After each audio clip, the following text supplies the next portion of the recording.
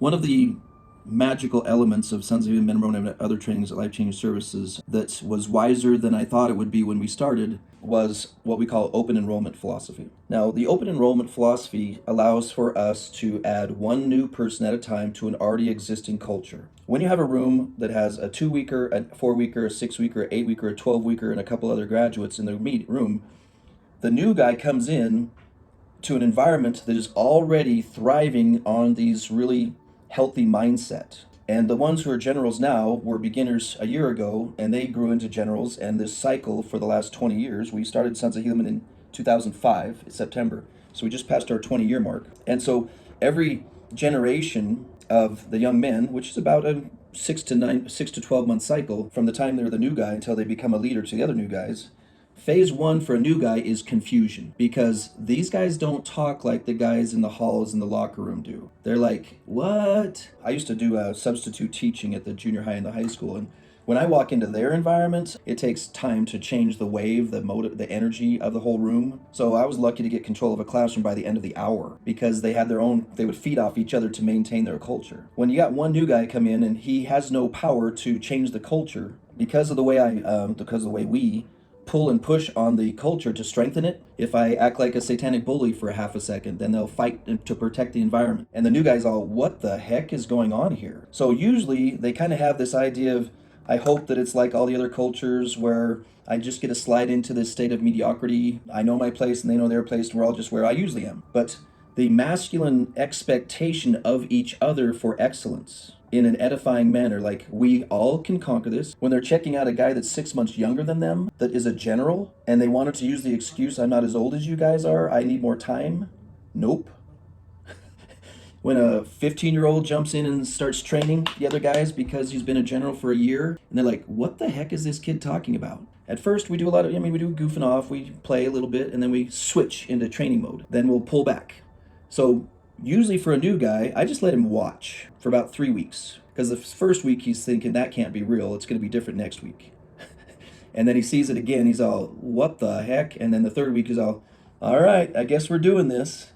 And then right when they start to get momentum, another new guy comes in, and now he's supposed to be a role model for that new guy, as well as with the other stuff. And now I'll start asking him to help teach something. So the next phase is the win and lose and how to deal with when I'm winning and I'm losing, and how the group responds to a lost battle with this resilience. There's some laughter, like welcome to the club, we all lose battles or have been.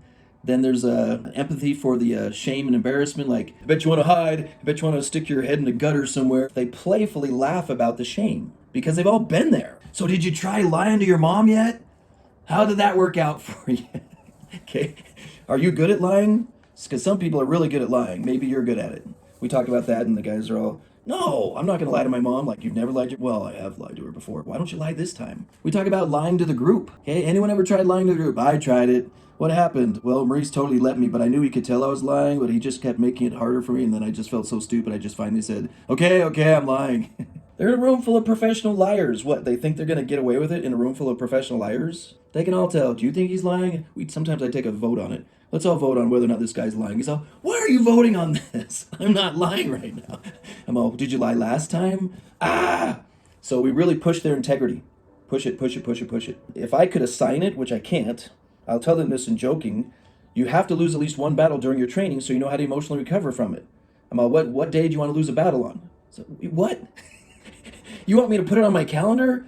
And I'm all, well, you could wait till there's an accident. And they go, this is so weird. So we're really trying to scramble their brains a little bit to have them not function the way they used to. I call it rotor tilling.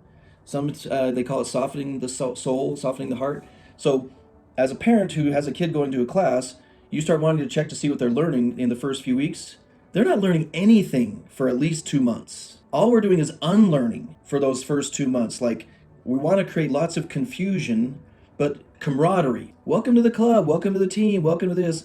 You'll figure it out, but we have to unwind what they had in their head before. Then they start going, okay. I'm sick of being at week 0. Nah, you like being at week 0. No, serious, I'm ready to learn something. What do you think, guys? Do you think he's ready to learn something? Because we don't want to waste our time teaching someone who's not ready to learn. Gosh dang it, I'm ready to learn. Okay, now you're ready to learn. Then I have some of the veterans. How did you get through this phase? How did you learn how to do this? How did you learn how to do this? Do lots of cross training. That's another thing I really hated about all the training systems I was in before. You're always the student. I hated always being the student. I hated, okay, what am I, they're gonna treat me like a dumb student again. We intentionally build the systems so that you go from feeling dumb to feeling brilliant, because now you're teaching the new guys. And a good group instructor will feed off of that. All the instructors are taught, use your generals, use your advanced guys to teach the new guys. And it's really funny because they come in looking like goofy teenagers, because they're still goofy teenagers. And then as soon as they say, hey, this new guy here is having a hard time with this, would you please explain to it?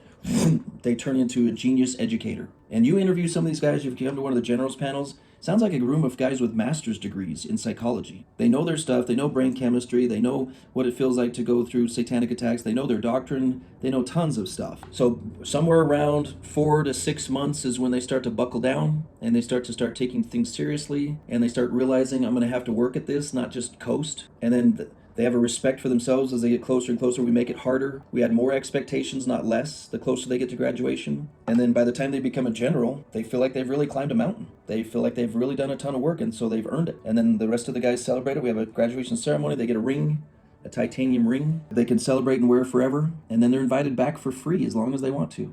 Love that part. Men and Moroni, they're charged a little bit when they come back, but yeah, we want them to show off their awesomeness. We love it when generals come and we sing songs of amazingness to them. I don't know if we actually sing, but it's really fun. If you're finding this video helpful or want to help us reach others in need, don't forget to like, comment, and subscribe because it really supports our channel. Thank you. What are some of the things that you hear them say when they get to the graduation stage, and how many of them stay and come back as generals? I would say probably less than a fourth of them, probably a fifth to a fourth come back, mostly because their lives just change. Like some of them go on missions, some of them get more active and they join the school play, they get on a sports team. And so a lot of them don't come back as much because they just get engaged in their other activities, which we totally support and celebrate. We want them to be able to have a plan to get into stuff like that. So, but they know the door's open. They come back. We got guys that pop in. Had one that I hadn't seen for 2 years pop in the other day, just showed up. We try to maintain the same Zoom links that we've used forever so that they can just, I wonder if this still works. They pop in and we're here. Hi. We say hi and ask them lots of questions about what they've been doing with their lives. And what do they say? It almost sounds like, you ever seen those interviews during football games of the players at the end of the game? We worked hard. We kept to the basics. We remember that you got to keep your head down. You got to stay focused.